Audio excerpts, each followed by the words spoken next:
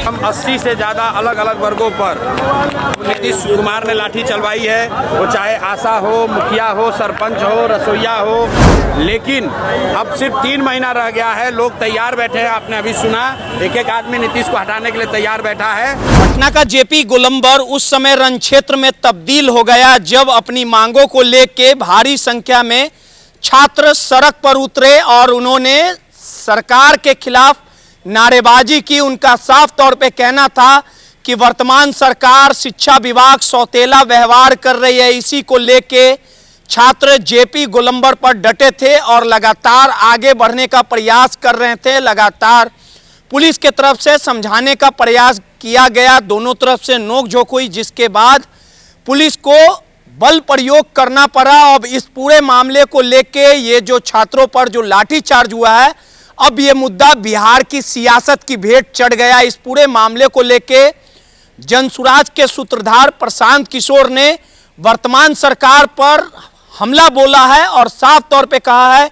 कि नीतीश सरकार लगातार बिहार के छात्रों के साथ सौतेला व्यवहार कर रही है। बिहार विधानसभा का चुनाव आगामी नवंबर महीने में है और नीतीश कुमार की विदाई तय है। बिहार के युवाओं ने और छात्रों ने यह डिसीजन ले लिया है, यानी यह तय कर लिया है कि नवंबर महीने में वोट की चोट को मारना है और कहीं ना कहीं वर्तमान सरकार को खदेड़ देना है। लगातार प्रशांत किशोर नीतीश सरकार पर, एनडीए सरकार पर हमलावर दिखे। साफ तौर पे कहा कि सरकार ने लगातार छात्रों के साथ जो उनके भविष्य के साथ खिलवाड़ करने का काम किया और साथ ही प्रशांत किशोर ने यह भी कहा कि लगातार बिहार में परीक्षाओं में प्रश्न पत्र लीक हो जाता है और जिसके कारण कहीं ना कहीं छात्रों के भविष्य के साथ खिलवाड़ किया जा रहा है, यानी छात्रों का भविष्य बर्बाद किया जा रहा है। इसी को लेके बिहार में जो उद्योग धंधे होने चाहिए थे, उद्योग धंधे पूरी तरह से विलुप्त हैं। जो लोग हैं, बिहार के लोग उद्योग धंधों के लिए, रोजगार के लिए पलायन कर रहे हैं। मीडिया से बात करते हुए प्रशांत किशोर ने क्या कुछ कहा, पहले आपको प्रशांत किशोर के बयानों को सुनवाते हैं। जो अभी व्यवस्था है वो लोकतंत्र नहीं है, वो लाठी तंत्र है। जो भी व्यवस्था के खिलाफ खड़ा होगा उसको सरकार लाठी से मारेगी। ये कोई पहली घटना नहीं है, ये तो जनसुराज के आंदोलन के बाद से पटना में लाठी चलना कुछ कम हुआ है।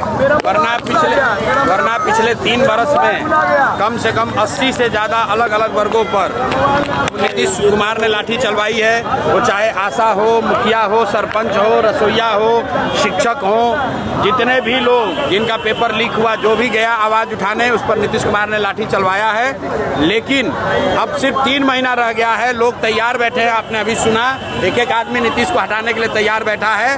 उन्होंने जो लाठी चलवाई है, जनता वोट का चोट मारेगी कि हमेशा के लिए यहाँ से हट जाएंगे। सर, किशनगंज का एक बच्चा हरियाणा इकबाल ने आपको राजनीतिक चोर और षड्यंत्रकारी बताया है। एक बच्चा हरियाणा में फंसा था, बंदों मजदूरी करता है, बहुत मुश्किल से जाता है। देखिए, हम लोग रोज ये बात बता रहे हैं कि पलायन जो है वो बिहार का सबसे बड़ा दर्द है।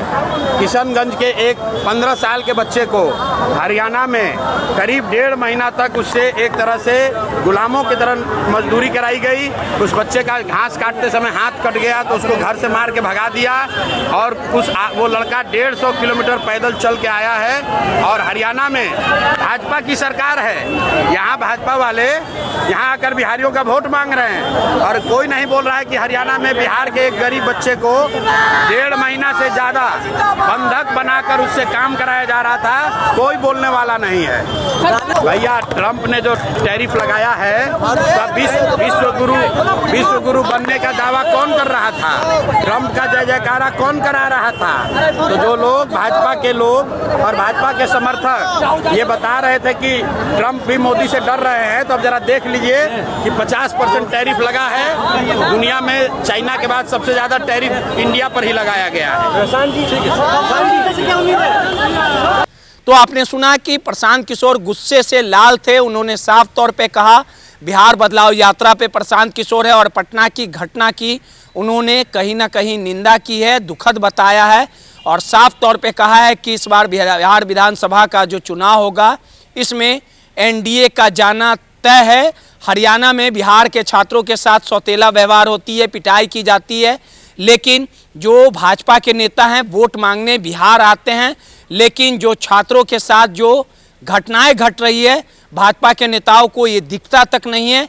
आने वाले दिनों में बिहार के छात्र युवा, बिहार के लोग वर्तमान सरकार को करारा जवाब देने का काम करेगी। सहयोगी सौरभ के साथ रोहित, नटराज न्यूज पटना।